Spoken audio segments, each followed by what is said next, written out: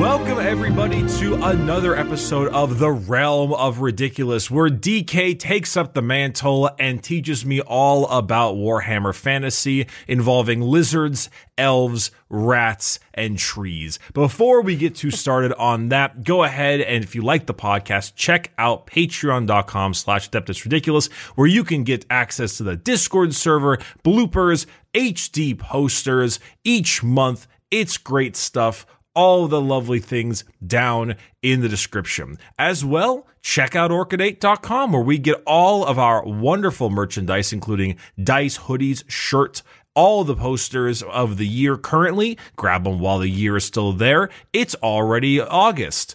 Wow. Oh, I hate that. Wow. Yeah, it is. We blinked and it's gone. Check it all out. 2024 is over, halfway over. That is, whoosh. Well over halfway over. That's, yeah. So you ready for some fantasy stuff today, Bricky? You're clapping. You ready?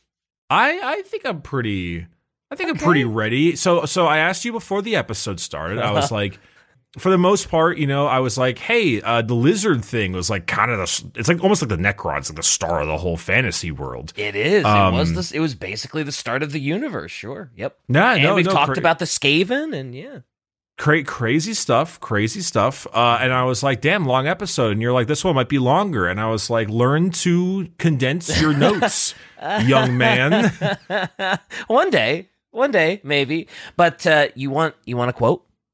I will take a quote. I believe in you. Unlike you, I believe that you'll get these. All right. Okay. Here's the quote. Together. I cannot do this alone. I need my sword brothers with me. Swear with me, my friends. Swear that everything we do from this day forth will be in the service of this vision of a united blank.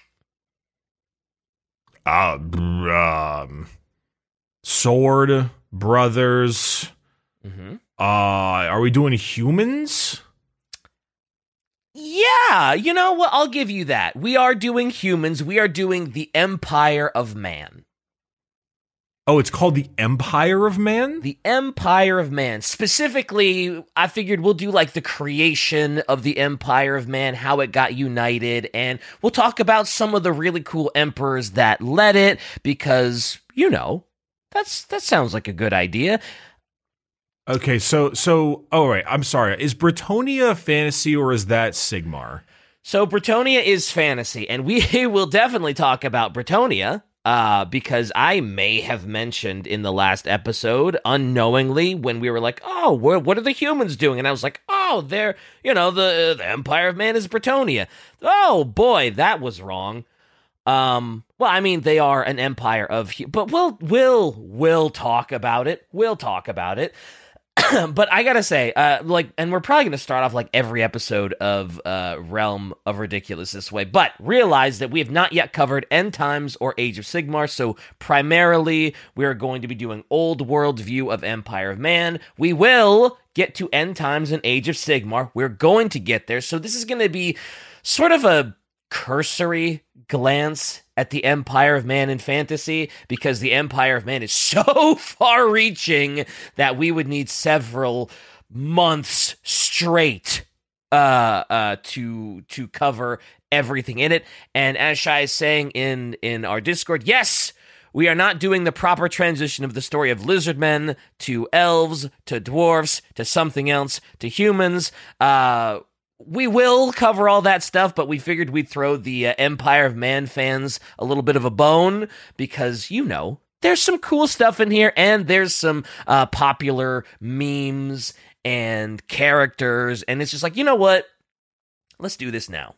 Right? Let's do this now. Okay. I mean, humanity is a large faction of most of these things because humanity is what we are, and people normally like to put humans for that. But okay, so wait, Bretonnia and stuff is a variant, but this is the Empire of Man, which I am assuming is going to be a very similar offshoot to the Imperium of Man, and I'm assuming it is probably some kind of like Big Brother totalitarian regime where the regular human has a horrible life.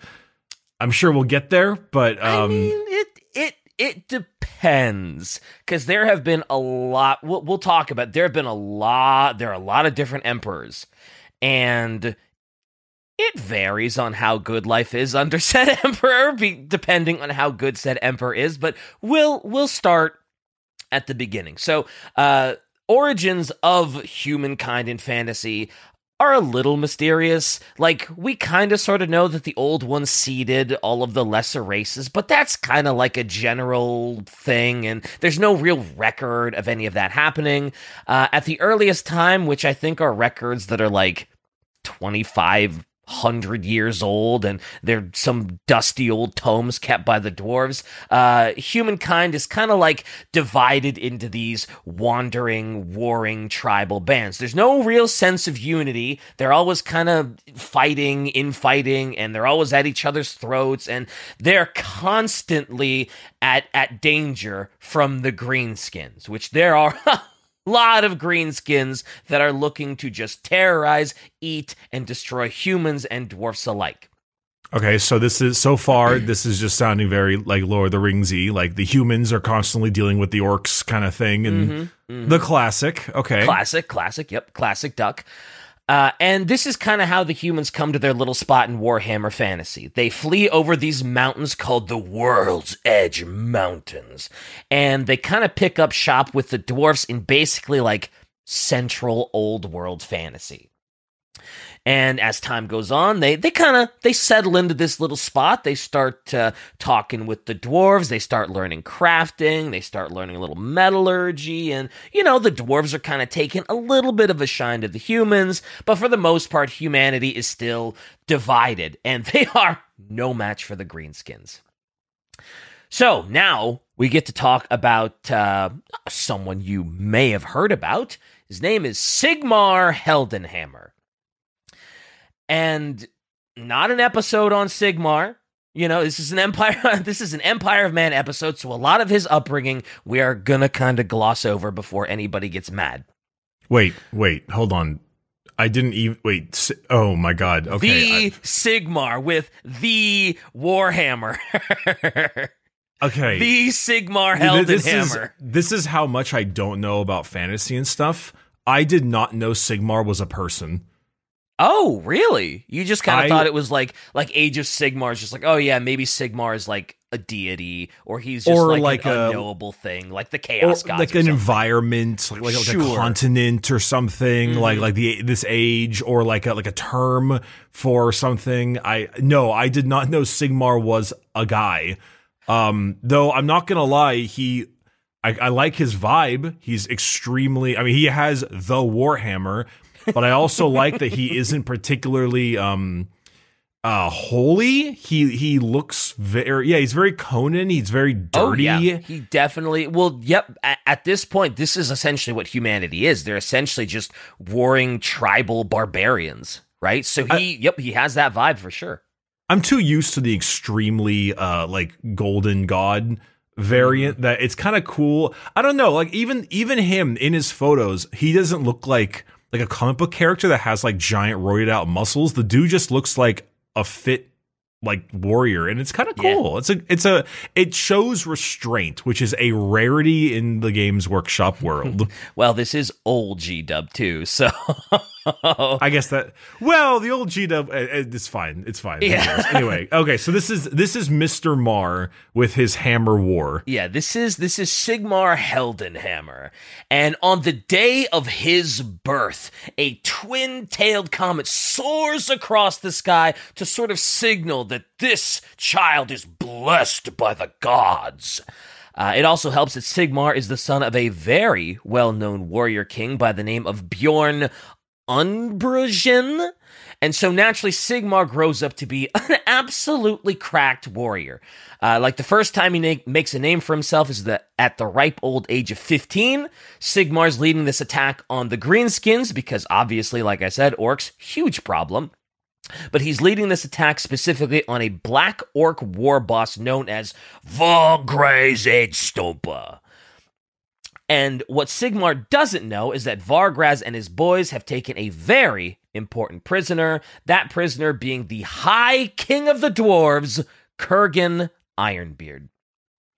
And so Sigmar gets into this fight with Headstomper, and from what I've read, it's pretty clear Sigmar, way better, way stronger fighter in this exchange, but every time Sigmar tries to get in a killing blow, he's like, God damn it, my stupid bronze sword can't get through his fucking armor. Like, Headstomper's putting up a fight, but Sigmar clearly better, but he just doesn't have the right weapon to just get that killing blow. And so Kurgan Ironbeard is watching this fight, and he's like, ooh, God, this makes me so mad that I got captured by this fucking greenskin asshole. So he literally rips his chains, frees himself, and he goes over to the loot that was stolen from the dwarves, and he grabs this big hammer called Galmaraz, the Splitter of Skulls, and throws it to Sigmar. And according to the wiki, when he throws the hammer to Sigmar, he yells like every dwarven curse word in the book at Headstomper. He is just flinging obscenities at him. Okay, so he's like the Scottish guy in Samurai Jack. Yes, exactly. Oh, you actually get that reference? Well, I'm a 90s kid. I've seen Samurai Jack, yeah. Wow, holy crap. Yeah, you know, all right, good. Yeah. So wait, this hammer, I'm assuming this is the titular Warhammer. Mm-hmm, it's just kind of like a random hammer laying around the orc encampment. Well, so it was stolen from the dwarves. It was part of the loot that the orcs stole from the dwarves when they captured the High King. Sure, okay. And with Galmaraz in hand, Sigmar finally, he's like, oh yeah, now I've got a weapon. He brings Headstomper to his knees and uses the hammer for what it was meant to do, and he crushes Headstomper's skull into wet paste and broken bones. And Sigmar, after rescuing the dwarfs in Ironbeard, he tries to give back the hammer. Kind of like, hey, thanks for letting me borrow this. Appreciate it. And in an unheard of move for a dwarf, Ironbeard is like, no, you keep it. This is yours now. I love how that's an unheard of move for a dwarf, because it is true. It is unheard of. But it's unheard like, of. A dwarf weapon. Gifting a gift? No way. Let alone to a human. And it's also said that apparently Galmaraz is one of those kind of weird fantasy weapons where it has like a will of its own and only the chosen may wield it. So in the eyes of Ironbeard, Galmaraz had basically always belonged to Sigmar. He was just waiting for Sigmar to find it. And afterwards, obviously, Sigmar and Ironbeard kind of dap it up because it's like, hey, thanks for rescuing me. No problem. And now the dwarves are basically forever united in friendship and ally under Sigmar's banner. And from then on, Sigmar's big goal is like, okay, I'm going to unite all of humankind under a single banner, create an empire of man that can withstand this ever-growing threat of goblins, orcs, and whatever chaos nonsense happens to be going on that day. And so he starts to unite the once warring factions of man under his banner to make his dream of a united human empire come true. And as he's doing this, we talked a little bit about Bretonnia, right, earlier, and where's Bretonnia? What's Bretonnia doing? And I was like, Bretonnia, they're totally the empire of man. Bretonnia, I mean, kind of, aren't they just like the French? Basically, yes, more or less. So while Sigmar is trying to, like, unite everyone, Bretonnia had kind of already undergone their own little unification, empire-forming project, so they were like, Sigmar wants us to join? Yeah, no, F off, we're good, we don't need to do this again. And maybe, like, the best description I've heard is, like, they're kind of bordering each other, and they're not really rivals. They're not really friends either. They're very, like, tsundere towards each other, right? Like, they are constantly fighting each other. They do constantly get into wars with each other, but they also, like, help each other a lot, and they're actually, like, allies a bunch of times. So they have a very weird relationship. Like, sometimes they hate each other, sometimes they don't. They're very weird. It's a violent relationship. Yeah, it is a violent love-hate relationship. This is him and the dwarf guy, right? Oh, no, him and Bretonia. Bretonia is a sorry. Yeah, that's okay. Yeah. Wait, I'm sorry. Bretonia, the nation, or is Bretonia a person? Bretonia is a nation. It's like a nation that's bored. It's France, right? Right, but like you said, like him and Bretonia, and I was like cool, because this is the Sigmar. Like this is the Sigmar. This is Sigmar, Empire of Man. Yeah. Yeah, I wasn't sure if there was actually like another kind of vibe. If it was like this is Mr. Brit. Which wouldn't quite make sense. Actually, that's a triple play. Like British company Games Workshop creates Mr. Brit, who is the leader of Bretonia, speaks French. Oh wow, that would be the triple threat. Yeah, that would be such a funny in between. Yeah. Okay. So yeah, a bunch of different medieval nations, all different. Gotcha. Sometimes they fight. Sometimes they're cool. They're weird. And so their shaky little relationship is going on, but they're on relatively good terms. But there's this other problematic faction called the Teutogens, who are just like, you know what? Civilized nation? No. We want to be barbaric tribesmen like we were. We want to ransack, pillage, and just destroy whatever we want. Screw you, Sigmar. We're going to stay like savages. And so Sigmar makes a example out of them. And he goes to their leader, Artur, and he pretty much just kills the shit out of him in front of his honor guard. There's a little bit of a duel, but Sigmar pretty much bodies him. And then the Teutogens are like, yeah, you're the man, dog. We're super loyal to you. Hell yeah, brother. What? Wait, okay, so they've got, like... Okay, so their vibe is a little interesting. It's a little like Native American-y, a little Viking-y. They're kind of like berserker, barbarian tribes people. So they're barbarian tribes people that Sigmar goes, kills their leader, and then they're like, I guess we'll follow you now. Yeah, they killed the best of us. Like, oh, damn. That's not very barbarian tribesmen. Well, that's just how it is, you know? All right. But there would be one more super important battle that would really just unite everyone. It's this battle called Battle at Blackfire Pass. Every depiction I've seen of Blackfire Pass makes it look like this sort of volcanic-looking area, lots of black mountains with like these spikes coming out everywhere, lava's kind of seeping down the sides. Dwarves are in control of this area, but there is a staggering number of greenskins showing up near the pass. Like just way more orcs and goblins than there should have been, kind of becoming a little bit of a problem. And since dwarves and humans are pals now, Sigmar calls upon his armies of man that he had united, and he's like, let's go aid the dwarves, and let's stick it to those greenskin hordes. After everything they've done to us, let's show those greenskins who's the boss now. And there is like this one fighting force that Sigmar uses.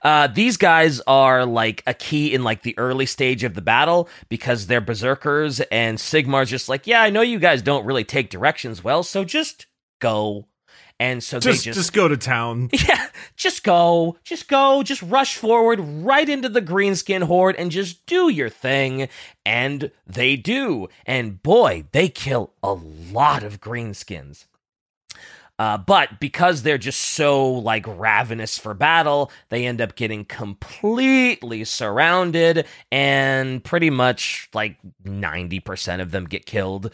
Their king barely survived because one of Sigmar's allies, her name is Queen Freya, protects him in her town of, I think it's Asaborn.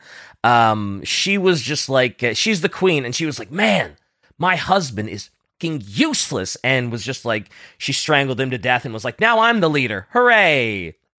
Okay, slay queen, I guess, whatever. Literally. And to get Freya on his side, Sigmar had to not only give her a bunch of lavish gifts, but she demanded that Sigmar spend the night with her. And after Bro, just say they had sex. Like what are we? Like a Hallmark movie? maybe. No. It's like Maybe. this is like barbarian Not everyone times, is as man. uncouth as you, Bricky.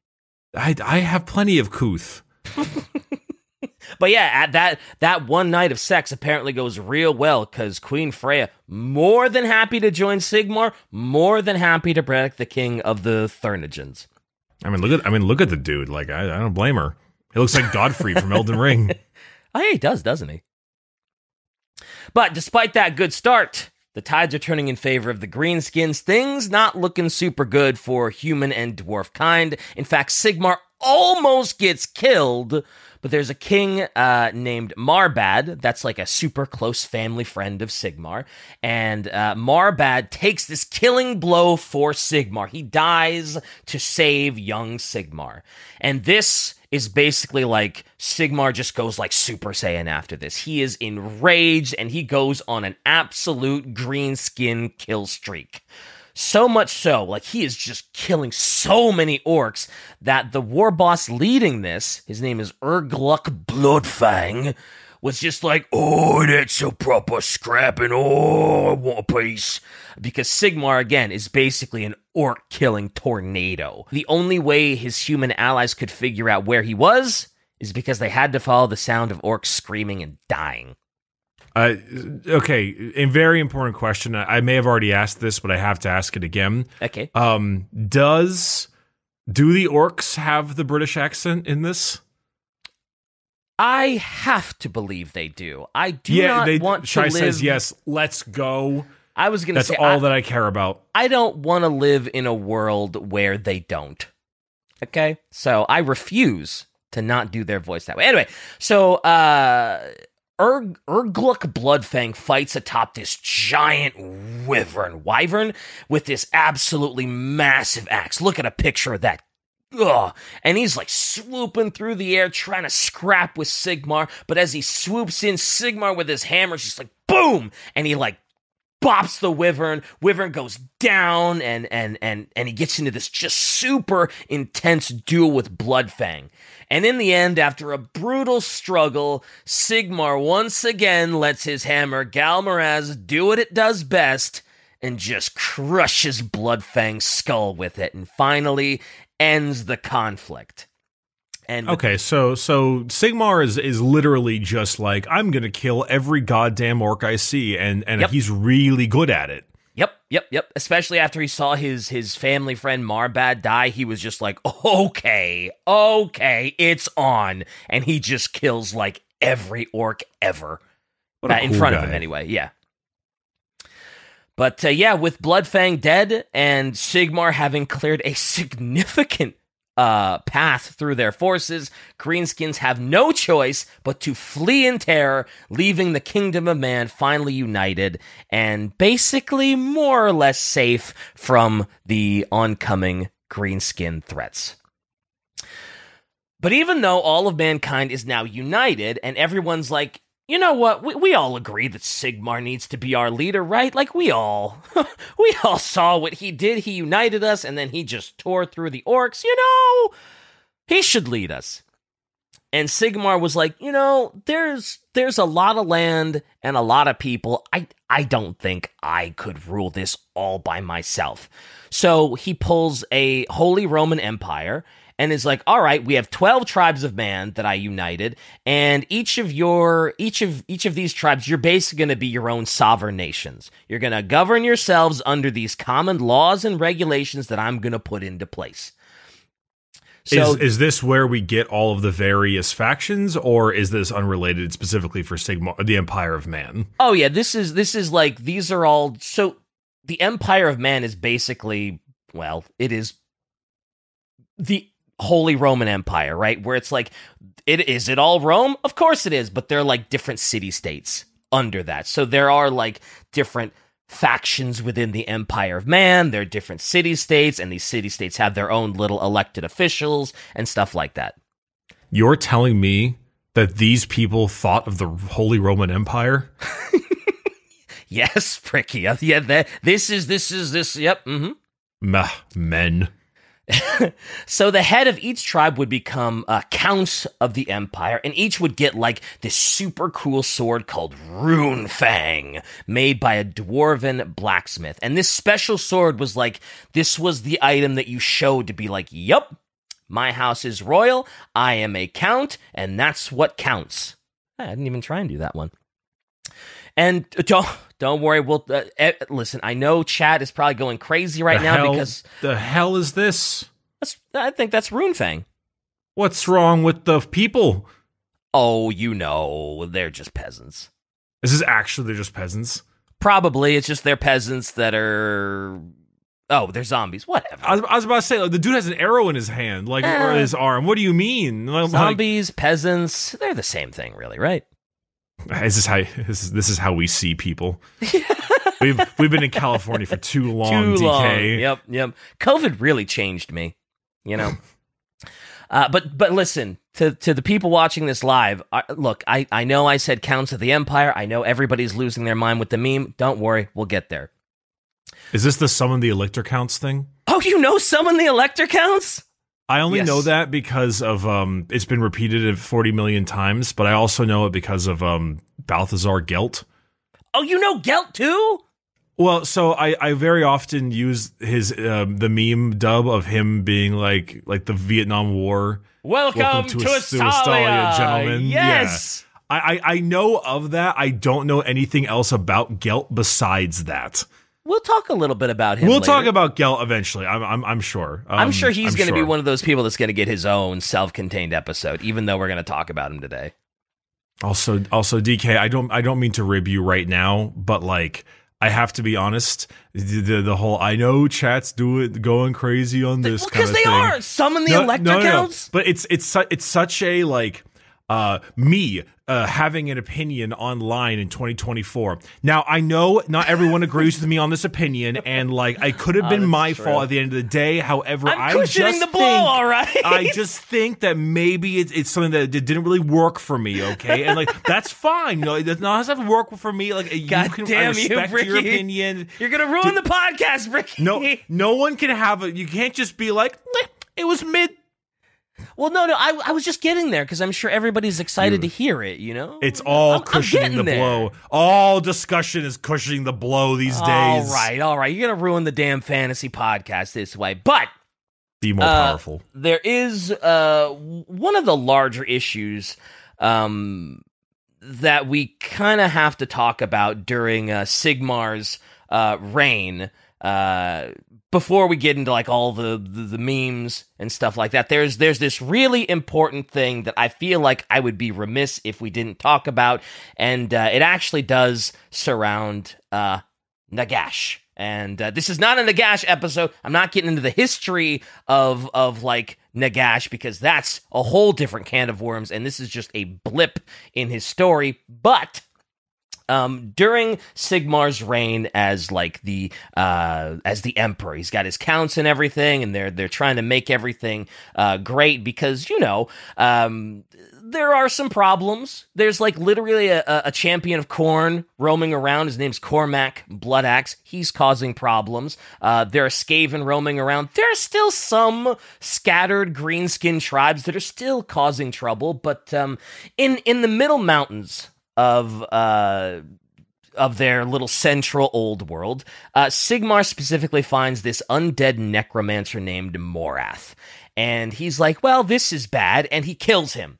And Morath has this very special crown of sorcery. And like the light from this thing, Sigmar's like, ooh, this is like rejuvenating me a little bit. So he's like, all right, new crown, yay. And as you can imagine, not probably a great idea to wear an undead necromancer's crown because stop grabbing that stuff, please. Right, leave it on the ground, dude. Leave the trash on the ground. It does start to try to kind of corrupt Sigmar. It makes him a little more brutal, a little less forgiving. He starts kind of turning on his friends a little bit, but then he like sees visions of like his late wife. He sees visions of his father, and he's like, "Oh, this isn't me!" And he just rips the crown off of his head, and he's like, "Oh, this thing is terrible, actually." And he just seals this thing away, seals it in a vault. Again, super TLDR, but again, not a Nagash episode. Anyway, later on, Nagash is visited by this weird, pale stranger that straight up says to him, if you don't give up the crown of sorcery and serve Nagash, we are going to flood the Empire with the dead and destroy everything. Which is kind of already happening because there's this place in the south called Menagos that is completely destroyed, and everyone killed there becomes part of an undead army. I'm assuming this has something to do with the possible zombie horde I see up there. Yeah. But again, Sigmar's like, no, you can't have this crown. Nagash can't have this crown. I'm not serving him. Get out of here. He sends him fleeing for his life. Doesn't even kill him. And again, speeding this along because, Nagash is going to get his own stuff, guaranteed. There he goes, cushioning the blow again. Yeah, whatever. You're gonna kill this podcast, man. So essentially, wait, the cat he actually just kind of spanks Nagash on the bottom and just sends him on his way. Oh, so the guy he sends off isn't Nagash. It's just like a messenger of Nagash. Ah, okay. I was like, no wonder Nagash seems so angry. Well, so essentially what they find out is that Nagash is currently incomplete, and he needs the crown of sorcery to complete himself because he put a part of his soul, a part of his power into that crown. And so any strategy Nagash may have had, any plans he may have had, he would abandon them like that if it meant getting the crown, because then he could restore himself back to full power. And so Sigmar's like, all right, you know what I'm going to do then? I am going to bait Nagash by wearing the crown of sorcery. He is going to come right to me, and once he comes right to me, I am going to kill the hell out of him. And so he does. He puts on the crown, and if anybody else wore this crown, it is total corruption. But Sigmar, built different. Completely built different. And he is of this ritualistic mind where he is removing all of his worldly desires, and he becomes completely just selfless, and he resists the crown's attempts to I'll give you everything you ever wanted. I'll give you power. I'll give you this. I'll give you that. And he just resists it. I gotta be honest. Sigmar seems like kind of a cool guy. Sigmar, very cool guy. He is the guy. He's that guy, pal. He is that guy.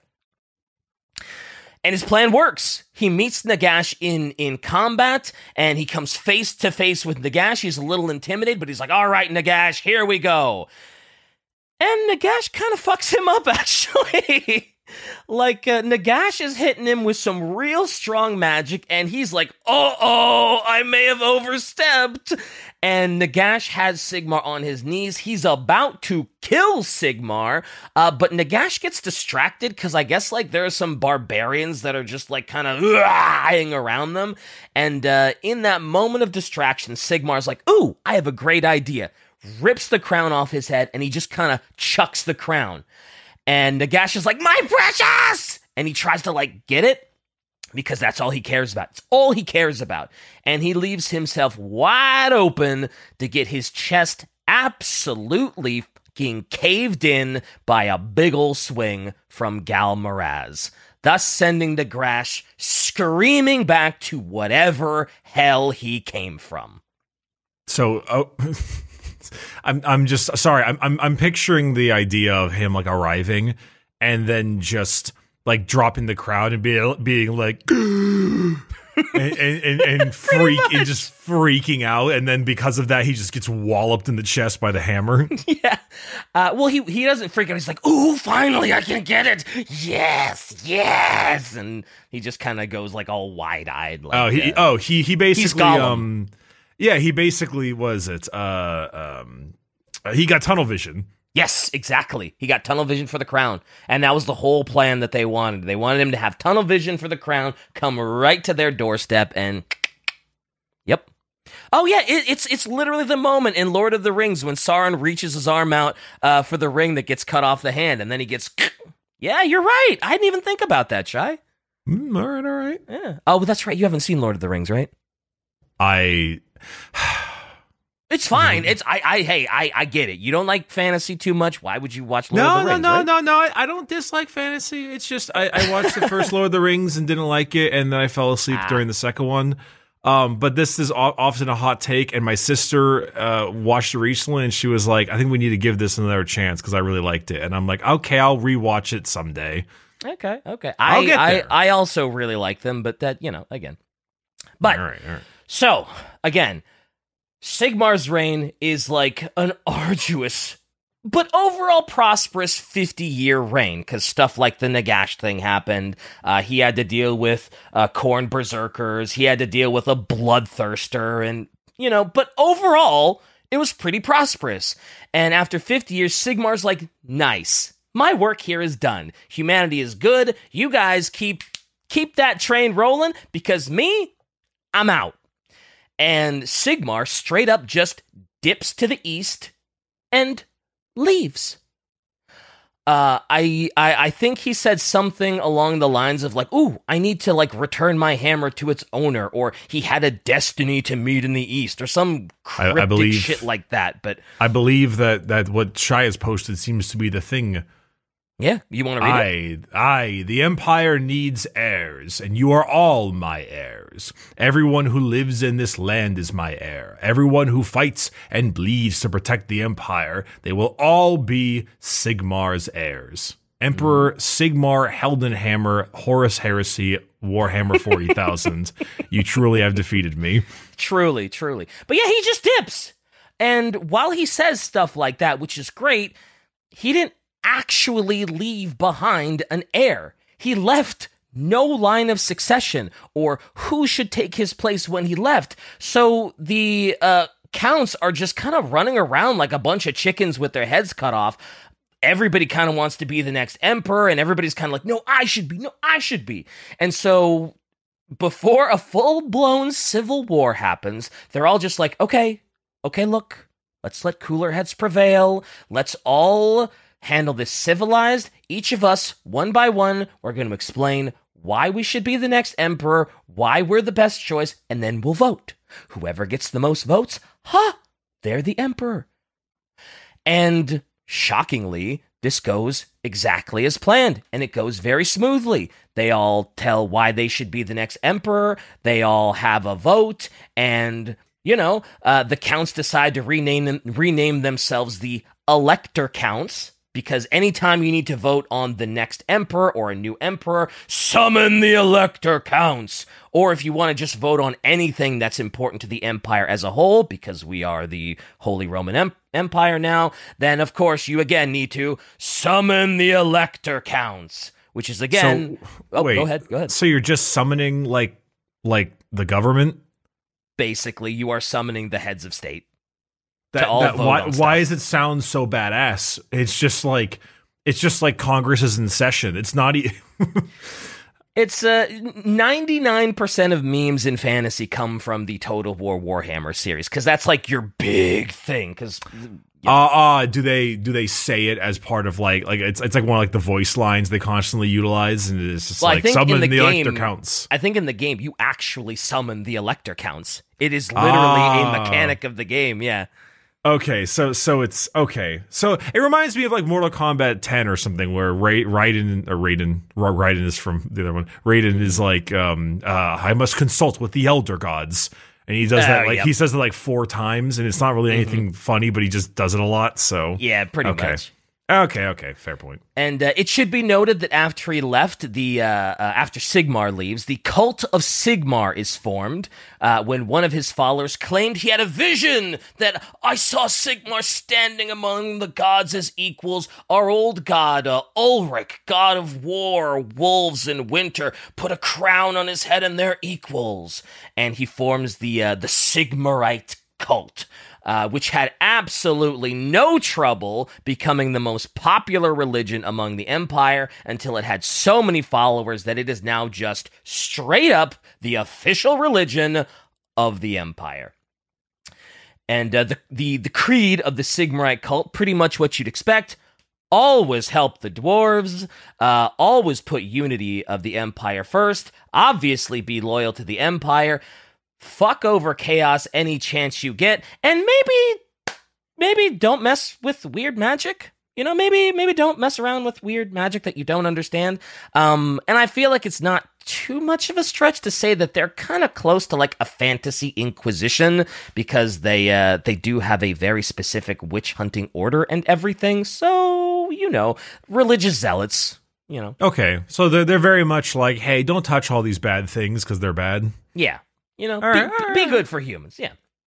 All right, now, so instead of going into this from like a historical event-by-event thing, we now basically have sort of the TLDR on how the Empire of Man was formed and united. Sigmar has left, and now we need regular men to lead the Empire. So we're going to talk about some of the people that led it, because some of the emperors were incredible. And some of the other ones, some of them were so bad that their deaths are still celebrated as a national holiday because of how incompetent they were. That's really funny. And also, like it's just a fun thing to do. It's like, we're going to make a holiday about your death. And It's like, hey guys, what's up? It's shit fuck bastard day. Woo! Woo! Drink. It also should be noted, before we move on, that every emperor has a version of Galmaraz. According to the wiki, there's some debate as if to Sigmar actually, did he leave the original on the throne? Did he take it with him? Or is the Galmaraz that everyone wields just a replica made by the Dwarfs? Unimportant. Every emperor has a version of Galmaraz. Now, the first, 13 or so emperors are fine. I'm sure some of them little corrupt, but there's none of them have, any funny stories to them. Until you come up to the reign of a guy named Ludwig II. Or as he is known through history, this man is Ludwig the Fat. Wait, really? Yeah. Yeah. Wait, hold on. Is it... Oh, you're going to tell me right now, but is it because he's obese, or is it because... Oh my god! You saw, yeah, there's the picture. You tell me why his name is Ludwig the Fat. Dude, it's like realistic Wario. As you can imagine, Ludwig the Fat was a gluttonous bastard, and really not much of an emperor. He was very bribable, and he would regularly give, elector positions to people that spoiled him with enough gifts and food. The cult of Sigmar knew how bribable he was, and they started to, super bribe him with lavish gifts. They would wine and dine him with the craziest feasts you've ever seen. The head of the cult of Sigmar, which is a position known as the Grand Theogonist, would sit beside Ludwig and wine and dine him, and he would wine and dine himself right along with him. And according to the short blurb the wiki has in him, the bribe actually worked. It worked perfectly, and Ludwig gives the cult of Sigmar an elector seat, so that now, more or less, the church has a vote on who gets to be the next emperor, and just sort of important matters in the empire as a whole. And the head of the cult of Sigmar would apparently have the biggest karma death ever, because literally the next day after that happened, he would end up suffocating and dying in his bed because of how fat and bloated his neck had become from spoiling Ludwig so much. That's so funny. He suffocated on the fat rolls on his throat. Pizza the Hut. Pizza the Hut. That's right. Yes. Where he ate himself to death. To death, and he was delicious. Wow. They just didn't care. They were like, "Here's Emperor Fat Fuck. He died by being a fat fuck." The end. That is historically accurate. Yeah. Yeah. I feel I don't want to body shame anyone at all, but it's just kind of funny, because when you said his name was Ludwig the Fat, I thought you meant fat on power, fat on. I mean, he was all that too. He was right, fat on power. So he was both, which was okay. So it's kind of like a double up thing in a sense. Yeah. Yeah. All right.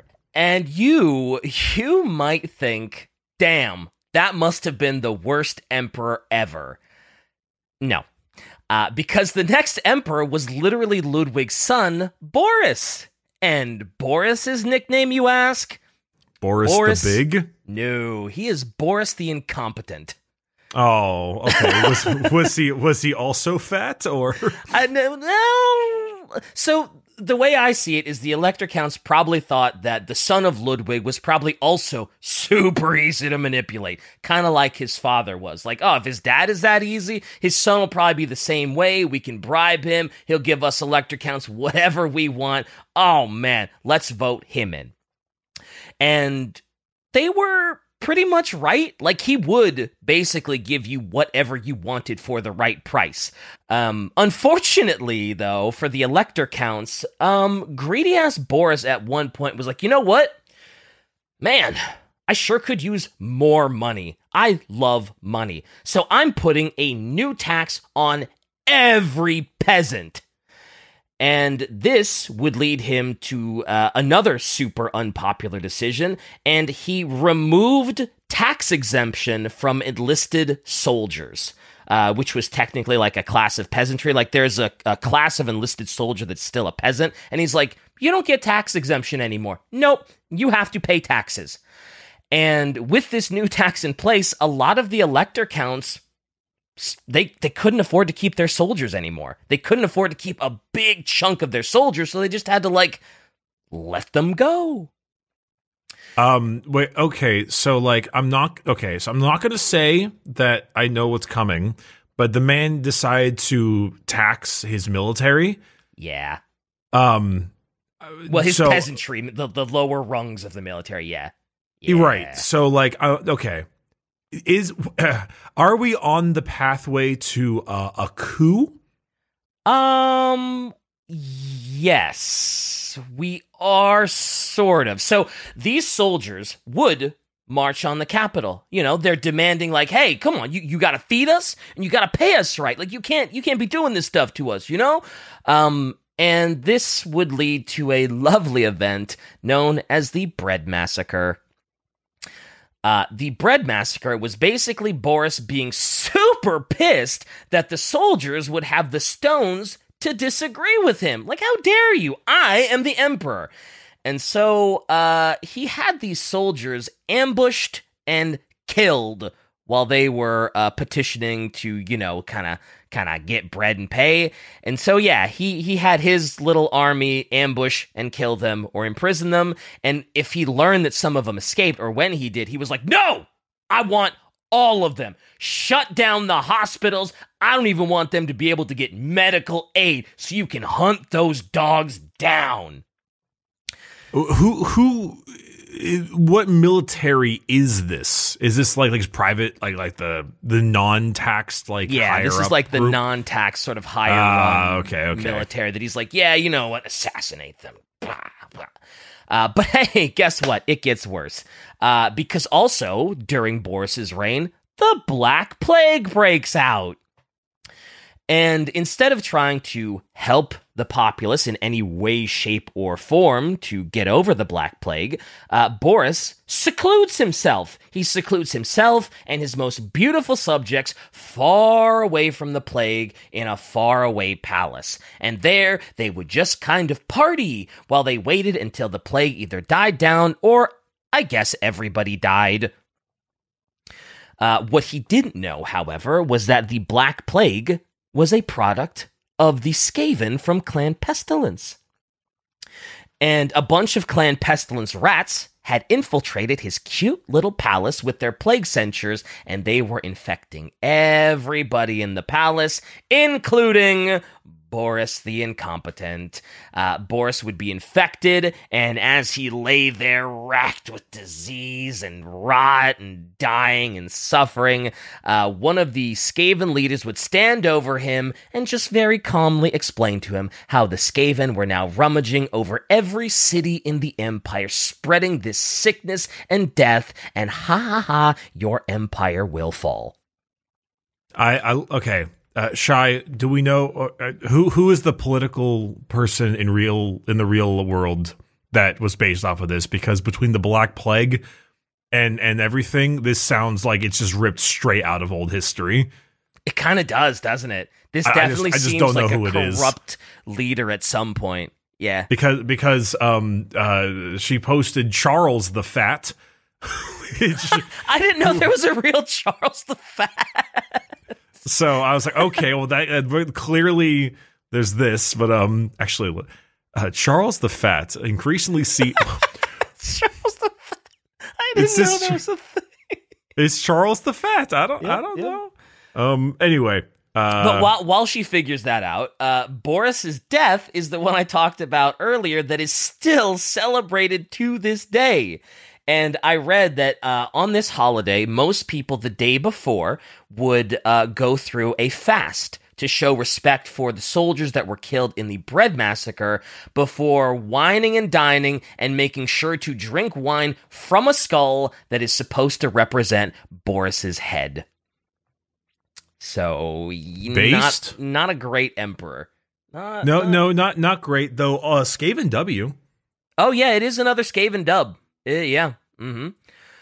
So, the Empire is in kind of rough shape right now because the Emperor, corrupt as he was, is dead. And again, didn't leave an heir or anything, and the Empire is really struggling with the whole Skaven Black Plague incursion thing. But there's this guy. His name is Mandred von Zelt, prince of a place called Middenheim, who is actually, believe it or not, a good and decent person.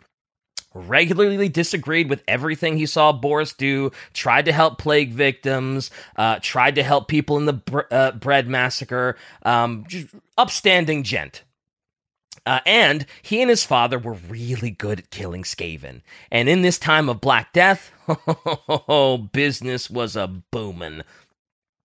Mandred's father would die because he was chasing down the Skaven a little too hard, so Mandred becomes the new leader of Middenheim. He becomes Graf Mandred von Zelt, and he becomes an elector count from his father. He gets the rune fang, he gets the whole 9 yards.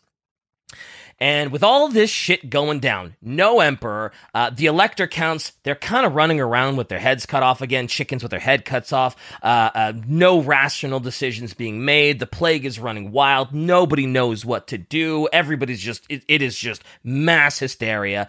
And Mandred is kind of the only one that's like, oh yeah, let me go on a Skaven killing parade.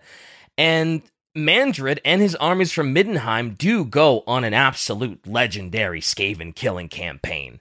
Like they pretty much single-handedly just wipe out the Clan Pestilence invasion with how many they end up killing. Even like, I guess there's an important Skaven warlord that Mandred decapitates.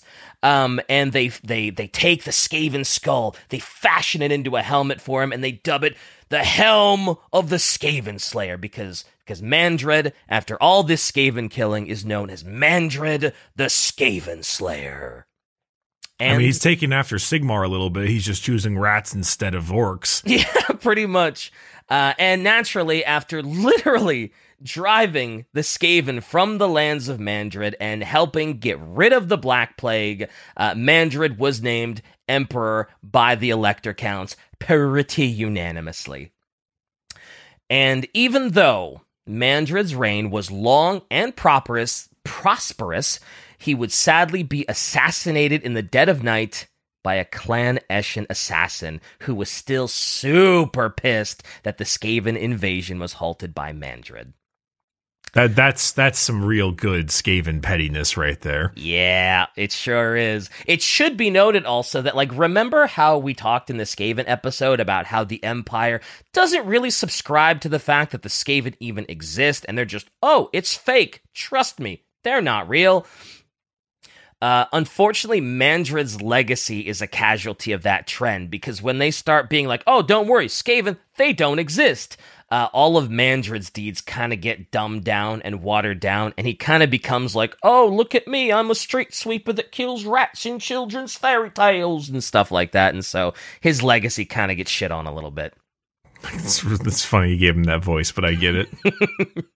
Now, with Mandred dead and assassinated, there is another huge argument among the electors on who should be the next emperor, and it gets really dicey, because they do decide, like, oh yeah, we voted on this guy, this Grand Duke, he's gonna be the emperor. unfortunately, that doesn't sit well with, like, a rival city of theirs, and it starts this whole new drama of, like, oh, well, I think the person you elected is just a Sigmarite pawn. And, you know, I don't even think Sigmar is a god. He was just a guy, and you worshiping him? You're all filthy heretics and you're dumb. And so it's this place called Talabacland, and they basically secede from the Empire. And they put their own crown and their own title of Empress on this lady named Ottilia. And so the Empire is now split down the middle with Tabelcland and the rest of the Empire. And for 800 years, it's like this time of like multiple emperors. Sometimes there's 2, sometimes there's 3, depending on just how awful things are going. And the Empire can't really quell it and unite everyone because like they're still really weak because of, you know, the Skaven Black Plague.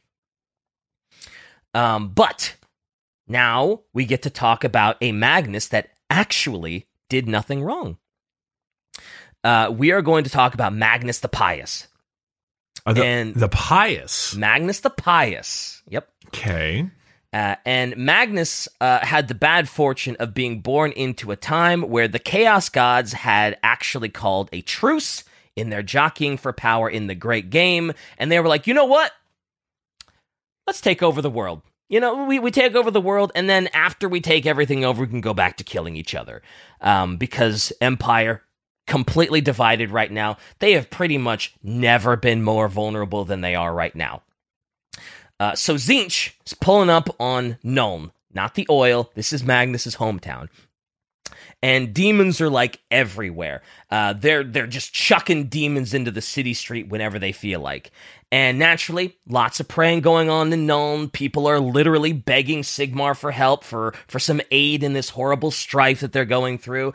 And as they are, boom, twin-tailed comet goes soaring through the sky, just like it did on the day of Sigmar's birth. And Magnus sees this comet, and he's inspired, because he's a devout follower, devout believer in Sigmar. He is very, very, very religiously there. You know, hence the name Magnus the Pious. Oh, that is straight out. Okay. I'm not going to say it's straight out of a 40K Inquisitor, because obviously this came first. Yeah. But I'm seeing where they got the ideas from. Yeah. Which I guess in turn they got from like old Catholic stuff. But yeah, you get the point. Yep. So he sees the famed twin comet that heralded Sigmar's birth, and he is like, oh, brother, I am supercharged with religious fervor. And he gathers the armies of Nuln, and he rallies them to a united front, and literally, they fight the demons and the mages of Tzeentch until they are completely driven out of Nuln. And Magnus takes this monumentous momentum across the Empire. He is going city to city, purging chaos in the name of Sigmar. More places he defeats chaos, the more the fractioned Empire slowly starts to unite together. Even the Tabel whatever, they're just like, you know what? Magnus is doing good work, and we are beset by chaos. Yeah, it's time to come back. It's time to rally under Magnus. Yeah, it's time. And a little bit of a TLDR here, because Magnus is battling his way through a place called Kislev, and he is trying to stop this place called Prague from falling to chaos. Wait, I know Kislev. I know do? that one. You know do. Kislev? It's the kind of Slavic Eastern European bear folks. Yeah. They were. I played the Total War Warhammer 3 opening in a bit, and the whole prologue is Kislev. Oh, okay, cool. They're on. I think Kislev is kind of on shaky terms with the Empire too. They're mostly allies, but they're kind of shaky sometimes. But anyway, Magnus trying as hard as he can to make sure Prague doesn't fall to chaos. Doesn't make it in time, and Prague turns into a nightmarish, mutated hellscape. Like, people are mutated into walls. There's just all this chaos nonsense all over the place. It's not great. And the leader of chaos at the moment is this chaos lord named Asavar Kul, the ever chosen of chaos. And eventually, sorry, how's it go ahead, spelled? How's it spelled? How's it spelled? How's it spelled? Is it COOL? COOL? Yeah. So Asavar Kul. Oh no, it's Kul. KUL. Oh, sorry, he's not Asavar Kul. I was like, Asavar in the Snowlands. I'm is sorry. so cool. I was thinking he's of so it very cool. I wanted it to be like a Grave Lord Nito, like Desperate Nito. It's thing. so Nito. Oh, okay. I'm sad now. Yeah. Hey, can we bring Sigmar back? That's another episode. That's a whole nother can of worms. But eventually, Magnus and the United Empire of Man would catch up with Chaos, and with the help of the Dwarves, they would overwhelm the forces of Chaos with this big pincer attack, because now the Empire of Man is basically back, united. Magnus and Asavar would have this crazy duel where Magnus would finally overpower Asavar and just shink, cut his head off. And the forces of man and dwarf would rout the forces of chaos and once again save the fantasy world from a chaos incursion. And it should go without saying that Magnus the Pious was pretty much unanimously elected as the next emperor after this feat. I read that some nobles apparently weren't huge fans of him, but Magnus was so insanely popular at this point after what he did that to voice any displeasure with Magnus, him becoming the emperor, or anything he did, that was nigh heretical. So everyone is just like, yeah, Magnus is the emperor, hooray! And the general populace, when they think of Magnus, he is the second coming of Sigmar. Like, the tier list goes Sigmar, Magnus, period. And also under Magnus the Pious, the Empire is, basically rebuilt back to its glory days, fully united. Magnus founds the colleges of magic so that now, we can get a better understanding of magic. I know before the church said, maybe don't mess around too much with magic, but he's like, you know what? Let's figure this out. Let's evolve as people. And so Magnus has an absolutely amazing run as emperor. He's the guy. He's like Lorgar if he wasn't a shithead. Exactly. Okay. It's a little tough to tell sometimes, because when you're known as something the pious, you have to, you make an assumption that you're maybe not the greatest. Oh, yeah. It has sort of like that negative connotation, like that religious fervor, that religious zealotry to it. Yeah.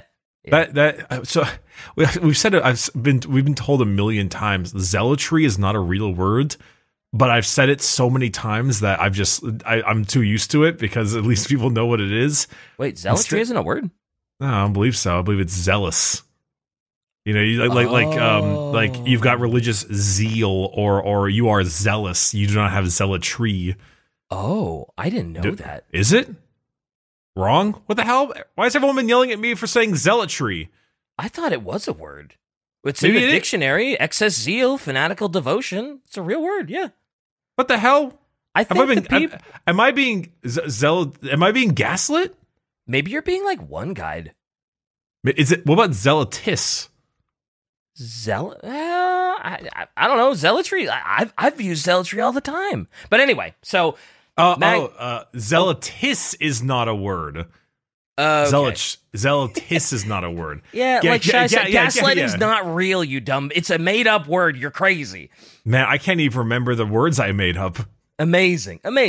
And finally, we have to talk about everyone's favorite Giga Chad Emperor, the current Emperor of Man, Karl Franz. Karl Franz. What a boring name compared to the rest. It's compared to like Magnus the Pious. So early on in Franz's life, there was a pretty glaring sign that he was going to grow into something special.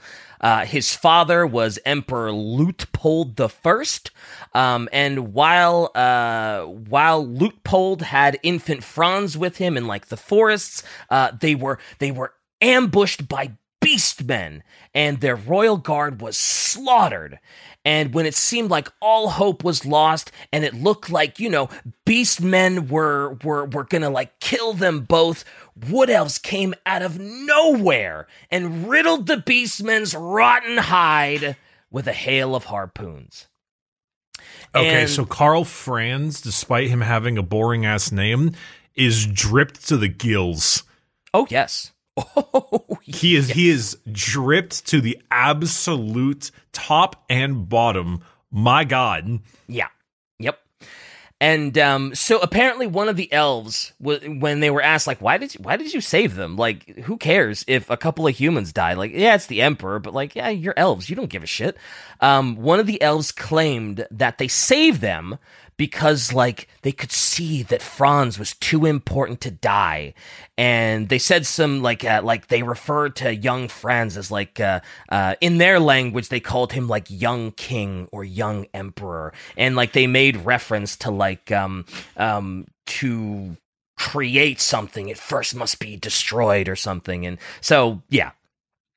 And later on, when Franz's father died in his sleep, young Franz, and when I say young, I mean like 32, became an elector count of Reichland. But at this point, when he's 32, he doesn't really want to become emperor. Like, he thinks he's still way too young, way too experienced. I have no business becoming the emperor. But at the time, none of the electors could really garner like enough support to become emperor. So they need to have another vote. And before this vote can happen, Karl Franz is out on patrol. He's with his like sort of royal guard, and they end up finding like this shitload of goblins and like this giant like arachnid beast monster. Karl jumps on this thing's back and decapitates it, kills all of the goblins. And while Karl is like kind of winded and kind of stressed out from them, turns out one of his guardsmen actually an assassin. And he's going to go in and he's going to kill Karl.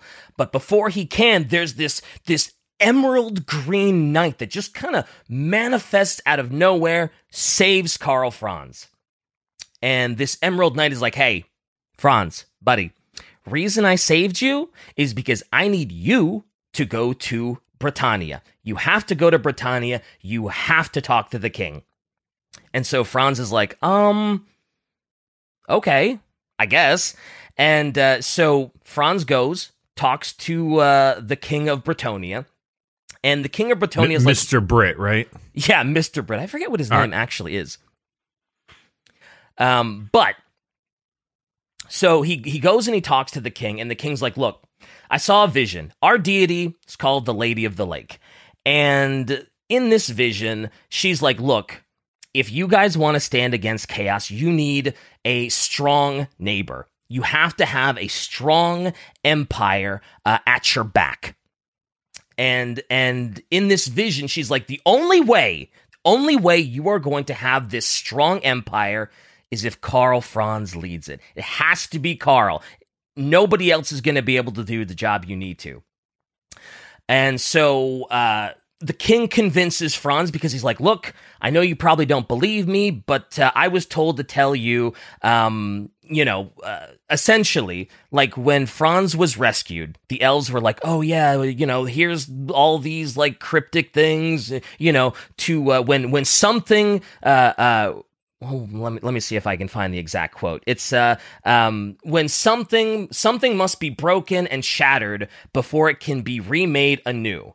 That's what they told him when they saved him, and when the Bretonian king like repeated it, Franz was like, oh, I should take this seriously. Maybe I should become the emperor. Maybe I should become the emperor. So Franz was, in a sense, was the kind of guy that was like, no, this isn't right for me. I shouldn't do this. But in reality, in a way, because he was like, this isn't right for me, it means he was definitely worth it to do it, in a sense. Yep. So Franz really ups the effort to be elected, and he really wants to win over the elector counts. And the way he does it is... well, we'll call it cunning, politicking.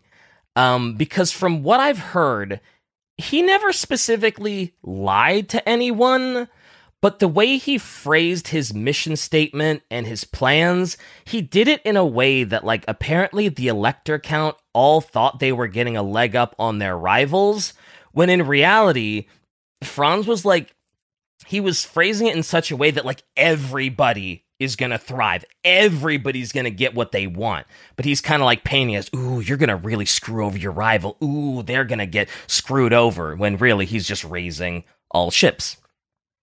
And with this strategy, naturally, Franz wins the election by a landslide. Absolute landslide. Everybody loves him. Everybody wants him as emperor. And like I said, Karl, fan favorite. I figure at some point we have to do an episode entirely on him because, yeesh, there is a lot. But the basic rundown on what you need to know is that he is basically winning military campaigns left and right. There is just no beating this man. Aside from bringing Gul Maraz with him, Karl Franz also rides into battle on just this badass griffin named Deathclaw. Okay, I've seen the eagle. So Shai's showing me photos of the various versions of it and everything like that. Like I'm familiar with this a lot more, where it's the giant hammer, in a sense, a version of the titular Warhammer on the big eagle. Yep. I think there's some debate as to if Karl Franz actually has the OG Galmaraz, I think. But anyway, doesn't really matter. But yeah, he's routing beastmen. He's routing chaos cultists from the land. He's driving out chaos Vikings that are on the shores. He is messing up any greenskin that dares to show up. Like, Franz is cleaning the Empire up, and he is keeping every possible enemy of man at bay. But the problem is, Empire's kind of on the razor's edge right now because they are literally surrounded on all sides by enemies. And so Franz has to really keep an eye on everything, because if he falls for even a second, everybody's just going to invade. Empire's going to fall. So they are on the knife's edge. And real quick, we got to shout out the Supreme Patriarch of the Imperial Colleges of Magic, Balthazar Gelt, who we talked about a little earlier. He's the gold guy, right? He is the gold guy. He is basically the most wicked, badass wizard in all the land. Oh, he's a wizard. Yeah, basically he is a wizard. He is the most well-renowned, respected wizard in the land. Like we can see, he wears mad drip. He's got this dope golden mask. And when you talk about Karl Franz, you have to talk about Balthazar Gelt, because he's basically Karl Franz's advisor on all things magic. And again, there's no way we're not going to get like a solo episode on him, but he's also kind of a shitter. This guy's kind of a shitter, because when he first came to I forget where he was coming from, but he is known to buy passage on like merchant and passenger vessels, and he uses gold that he specifically transmuted with alchemy from lead. But this isn't like permanent alchemy. The gold reverts back to lead. He's paying with fake money often. He is counterfeiting gold, basically.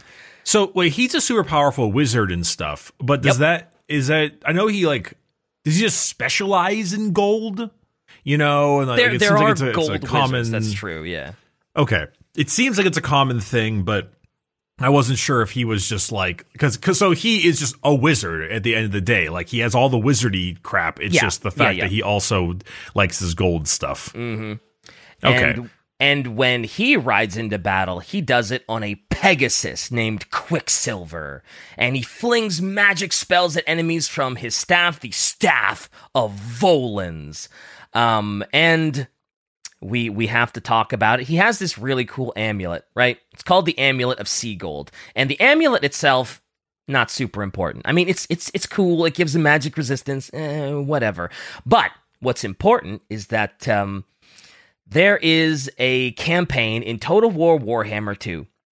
Specifically, you're playing as Balthazar Gelt, and he has a specific mission where he wants to get this amulet from a place called Astalia. Okay, there it is. So, in his efforts to get this amulet, this is where the "Welcome to Astalia" comes from.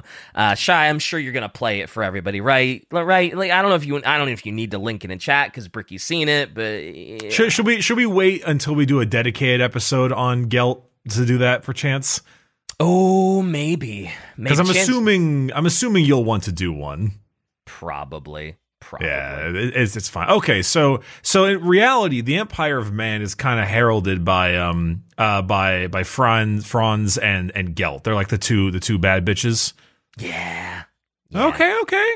All right. I'll do one last shout out to Karl Franz's great theogonist, the head of the Church of Sigmar. His name is Volkmar the Grim, because he's kind of funny actually.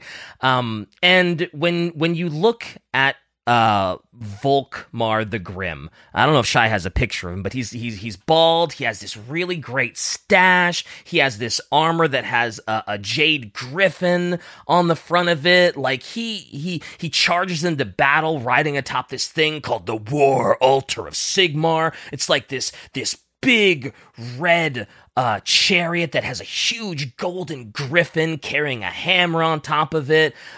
He's kind of like I think in the game, he's a support unit. He inspires his troops to do great deeds. His staff, called the Staff of Altar, if he uses it, it's called the Staff of Commands. If he uses it on the Altar of Sigmar, he can infuse his old bones with strength, and he can be young again. And it's all very cool stuff. It seems very cool.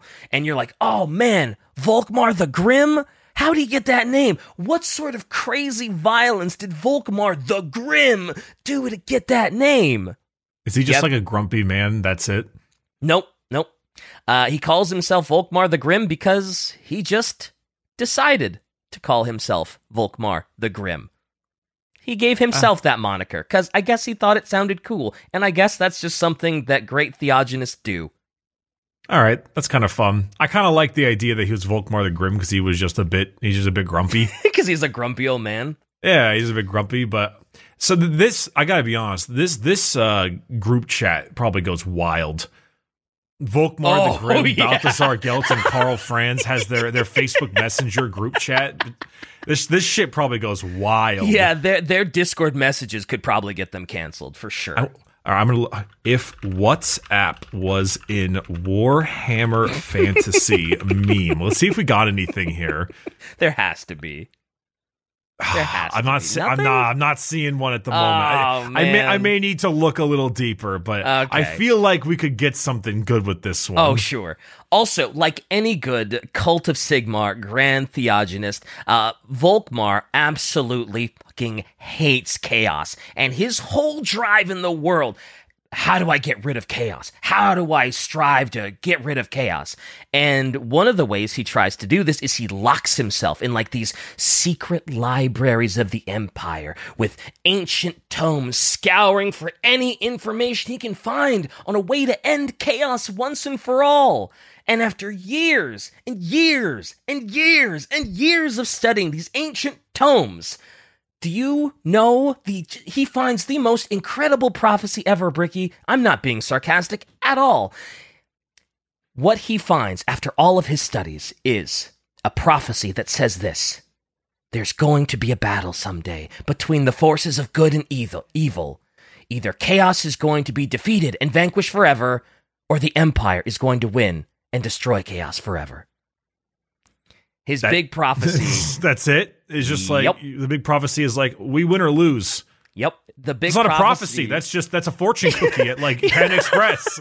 The big prophecy he found is, there's going to be a fight someday, and someone's going to win. Is it going to be you? Maybe. That's so goofy. That is so goofy. But that was the whole I feel bad reason. I feel bad because the prophecy, I believe, did come true.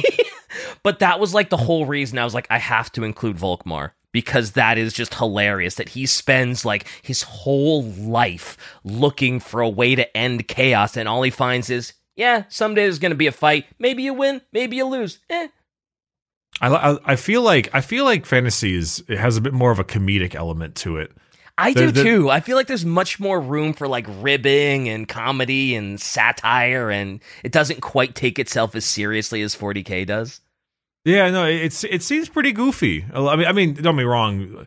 Well, 40K is definitely goofy, but it plays itself very straight. This seems like it plays itself straight too, but there's just a bit more shenanigans, like with Ludwig the Fat. Yeah. I don't know. But like, why is he the Grim? I guess he felt like it. He felt like it, yeah. But that's sort of our cursory glance at the Empire of Man and the people who ruled it. There's so much more, and there's so many people, and there's so much more we could dive into, but we would literally be here all day long, as if we weren't already. So, cursory glance at the Empire, unless Shai can think of something that I missed that is just so glaringly important that I forgot.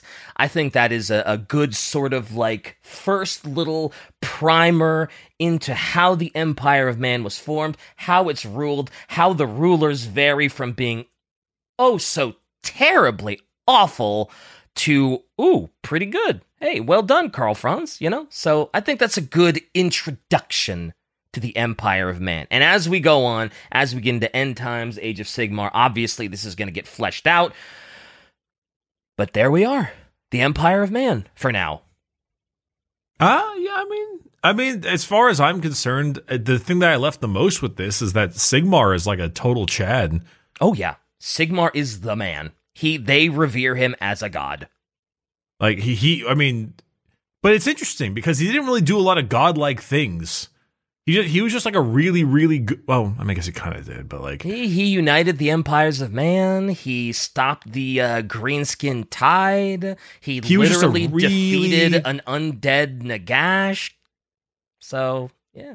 Also, very excited about learning more about Nagash too. I saw he was just like a really strong Conan the Barbarian guy. You know, like he just I don't know. It's enjoyable to see him be the big one as opposed to like Big E, because Big E is like. Yeah, hey, he's just a guy. He's just like a Viking dude, you know?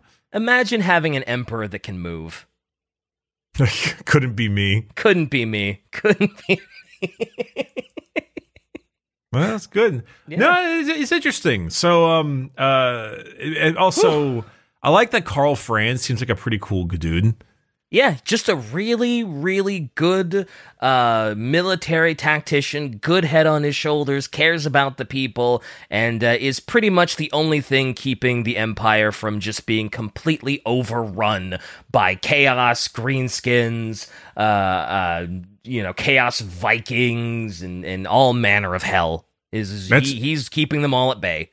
It's good. It's good. I liked it. Oh yes, the trailer. Now you can show Bricky the trailers, because they don't really give any new information, but you can kind of see the trailer with Karl Franz in it, and yeah. All right. Let's see it. Let's show them the trailer. I don't know if everybody else is going to see this too, but will there be a summon the Elector counts thing here? First or the second one? Do the first one, because I think the Elector counts might be in the first one a little bit. I think. Yeah. The Karl Franz of the Emperor trailer. All right. Karl Franz and the Empire. Karl Franz of the Empire. All right. Let's watch this shit. Yeah. Sega. Bong! Oh, this is 9 years ago. Oh, is this Total War Warhammer 2? Yeah. Or is it Total War Warhammer? Well, technically speaking, all of them are the same game. It's just the Total War Warhammer 2 and 3 expand the map, give you more factions.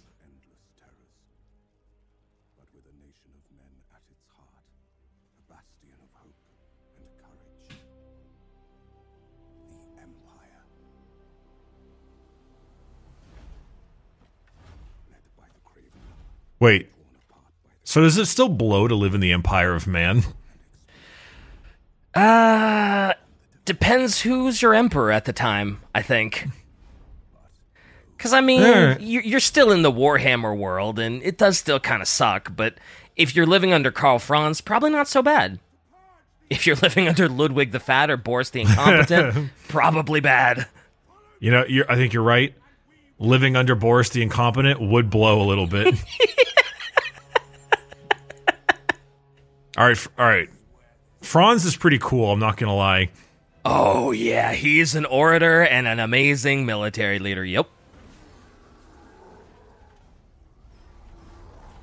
I don't normally have great reactions to seeing his Crusader emblem draped around his neck, but, you know, I'm pretty all right with it. Yep. I like how his cape has Sigmar scrawled on the back, and it's very cool and fur-lined. The dude is super dripped out. Oh, yeah, super drippy. And you get to see a little of, like, how their main forces work, but it's mostly just, like, medieval swords and spears and infantry and... Yeah, they're very much like dedicated lining or lineups. Yep. Oh, so yeah, this is a super typical like force. You got your lines of dudes, you get your cavalry flanks, you get some steam tank artillery. Yeah, you get some mounted raiders. Yeah. Some dude just cast a fucking comet into a troll or something. Little magic, you know, little fantasy here, little fantasy there. Oh, he's got Eden. Never mind, he's not making it. He is not surviving the function. He's not making his way downtown anymore. Yeesh. Karl Franz of the Empire. It's Karl Franz. Franz, sorry. I don't want anybody to get mad at you for saying Franz. The dude seems pretty cool. He seems like just like a genuine Chad. And he is. I feel like Lord Solar Leontis in 40K may have been inspired by him a decent amount. They have a very similar helmet. That's true. Solar Leontis does have big Karl Franz energy, doesn't he? Similar helmet, similar like vibe, rides a horse instead of a griffin. Oh, that's fair. I hadn't thought about that. It feels a little close, but it is. It is. That's pretty good. All right. Hell yeah, dude. Thank ye. The amount of tabs I've had open on my browser all week long with all of the emperors and all of the empire stuff is just like, oh my god, I am so glad I can finally close them. Did you open? Did I open? What? Did you open like all the tabs all over the weekend? Well, so what I do is like I always have them open on my on a browser window just because anytime I sit down at the computer, I'm like, oh yeah, I have an episode, and I kind of just give it a cursory glance, learn a little bit more, work a little bit more on the script, and just as sort of a sticky note deal. All right. My mom has like 19 tabs open at all times, and I feel like Google Chrome is just like, kill me. Oh god, especially with Google Chrome. Oh man, how has her computer not exploded? 19 Chrome tabs? It's a whole thing. Anyway, we'll use Gelt to like repair the PC or something. Okay. Hell yeah. Or some dwarf magic, yeah. Do you have any what's the word I'm looking for? Do you have any type of ending statement from the Empire of Man? Perhaps a battle cry that they normally do? No, but there are two emperors that I was a little sad that I had to cut for time. One was named Beatrice the Monumentally Cruel. That was her name. Is it really? Yeah. Because she was like a super like religious zealot, and like if you didn't agree with religion, she was like, yeah, I'm gonna hunt you down and kill you. Yeah, her name was Beatrice the Monumentally Cruel. What was the other one? The other one was Hjalmar the Tyrannical. All right. Beatrice the what cruel? The monumentally cruel. All right. And I wanted to include Hjalmar because he was such a tyrant that he died because while he was sleeping, one of the soldiers was like, "Oh, fuck you, dude," and drove a tent spike through his eye. I love that. One of his like personal bodyguards like, I'm so sick of this guy. and just like kills him. Yeah, and then once everybody found out that he did it, they literally like gave him like a parade, and they held him up, like parade style, just like hooray, hooray, you're our hero, hooray. That's so fun.